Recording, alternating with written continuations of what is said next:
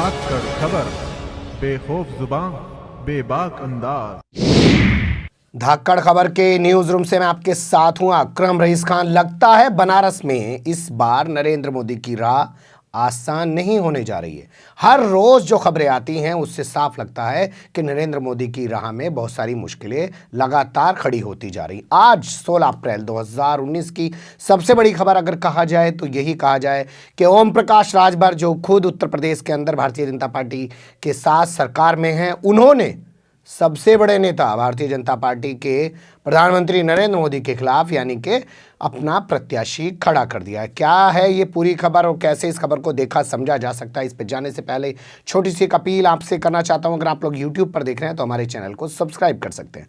अगर आप लोग फेसबुक पर देख रहे हैं तो हमारे पेज को लाइक कर सकते हैं। इसके अलावा आप लोग चाहें तो प्ले स्टोर पर जाकर हमारे ऐप को भी डाउनलोड कर सकते हैं। बेनिफिट ये होगा, जिस भी वक्त ऑनलाइन होंगे उसी वक्त आप लोग हमारी खबर देख पाएंगे।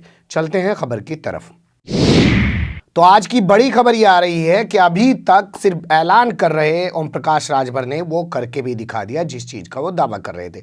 वो कह रहे थे कि अगर उन्हें सम्मानजनक सीटें नहीं मिली तो भारतीय जनता पार्टी के खिलाफ लोकसभा का चुनाव लड़ेंगे। ऐलान किया था उन्होंने 25 सीटों पर बड़ी खबर आ रही है कि उन्होंने 39 सीटों के आसपास अपने प्रत्याशी उतार दिए हैं। 39 सीटों का जिक्र तो आपके सामने करूंगा नहीं, खास 2-4 सीटों का जिक्र करूंगा जिससे चीज़ों को देखा और समझा जा सके। ओम प्रकाश राजभर के बारे में आपको बता दूं, भारतीय सोहेल देव समाज पार्टी के वो राष्ट्रीय अध्यक्ष हैं और योगी सरकार के अंदर, जो आदित्यनाथ योगी की सरकार है, भाजपा सरकार यूपी की, उसमें वो कैबिनेट मिनिस्टर है। 2017 में चुनाव से पहले इनका टाई अप हुआ था, मिल के चुनाव लड़ा था। चुनाव लड़ने के बाद इनको कैबिनेट मंत्री बना दिया गया। चुनाव लड़ने के बाद से ही ये ओबीसी रिजर्वेशन को लेकर हमेशा भारतीय जनता पार्टी को निशाने पर लेते रहते हैं, तरह तरह के आरोप लगाते रहते हैं, आदित्यनाथ योगी के बयानों पर भी सवाल खड़े करते रहते हैं। कभी उनको दलित, पिछड़ा, शोषित, वंचित जमात का विरोधी बताते रहते हैं, कभी उनको किसी भी मुद्दे पर क्रिटिसाइज करते रहते हैं। यानी कि कोई भी ऐसा मौका नहीं छोड़ते हैं जिससे ये कहा जाए कि ओम प्रकाश राजभर की नज़र से आदित्यनाथ योगी कभी भी क्रिटिसिज्म का शिकार होने से बच जाते हैं।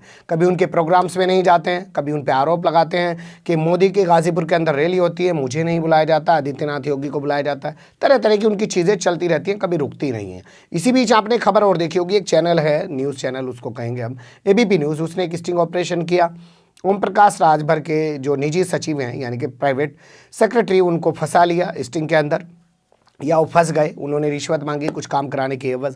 तो वो भी उसके बाद भी एक चीज़ उभर के आई कि ये भाजपा के खिलाफ ज़्यादा अटैक कर रहे थे, इसलिए इनको डाउन करने के लिए इनका स्टिंग कराया गया। नहीं तो भ्रष्टाचार तो पूरी यूपी में बोलबाला है, ट्रांसफर के नाम पर, टेंडर के नाम पर, बहुत सारी चीज़ों के नाम पर दुनिया भर का भ्रष्टाचार का बोलबाला है। लेकिन ओम प्रकाश को डाउन करने के लिए, यानी कि ओम प्रकाश राजभर को उनका वॉल्यूम डाउन करने के लिए, उनकी जो राजनीतिक महत्वाकांक्षा जो बढ़ रही थी उसको डाउन करने के लिए, और योगी मोदी सरकार पर वो जो रोज कटाक्ष कर रहे थे उसको रोकने के लिए उनके खिलाफ ये स्टिंग कराया गया।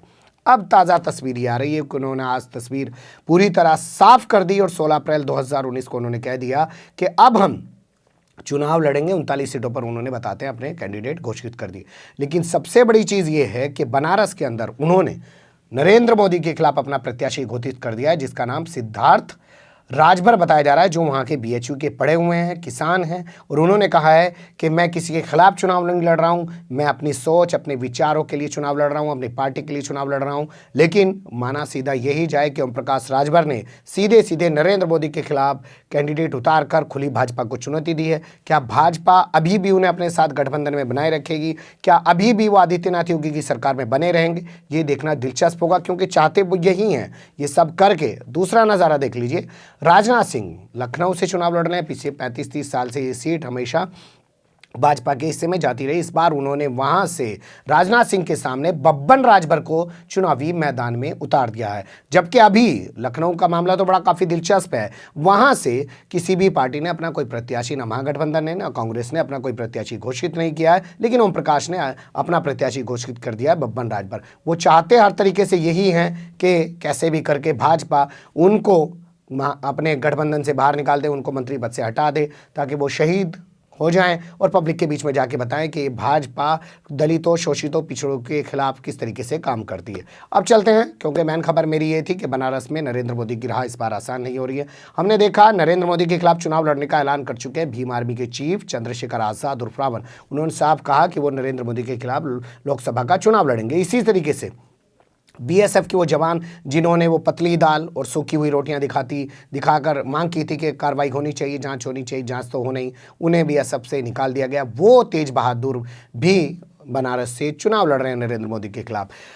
तमिलनाडु के 111 किसान जिन्होंने दिल्ली के जंतर मंतर पर प्रदर्शन किया था, वो भी नरेंद्र मोदी के खिलाफ चुनाव लड़ रहे हैं। तो क्या दलित, क्या किसान, क्या फौजी नरेंद्र मोदी के खिलाफ चुनाव लड़ रहे हैं। और अभी ताज़ा खबर ये भी आई थी कि कांग्रेस भी यहां से प्रियंका गांधी को चुनावी मैदान में उतार सकती है। तो तस्वीर जो है वो पल पल बदलती जा रही है और नरेंद्र मोदी की राह इस बार वहां पे आसान होती हुई दिखाई नहीं दे रही है, क्योंकि लोगों को मानना है कि सेनापति को हरा दो तो सब लोग हार जाएंगे। इसी मानसिकता, इसी विचार के साथ तो लोग चलते ही हैं यहाँ पे। मुझे लगा छोटी सी एक कोशिश है, अपडेट हो रही है, आपके सामने आनी चाहिए। कैसी लगी आपको, कमेंट्स के रूप में आप लोग अपनी राय दे सकते हैं। खबर को लाइक कर सकते हैं, चैनल को सब्सक्राइब कर सकते हैं और ज़्यादा से ज़्यादा हमारी खबरों को शेयर कर सकते हैं। फिर ऐसे ही किसी सुलगते हुए या उलझते हुए मुद्दे लेकर मैं आपके सामने हूँगा हाजिर। फिलहाल अभी मुझे दें इजाज़त।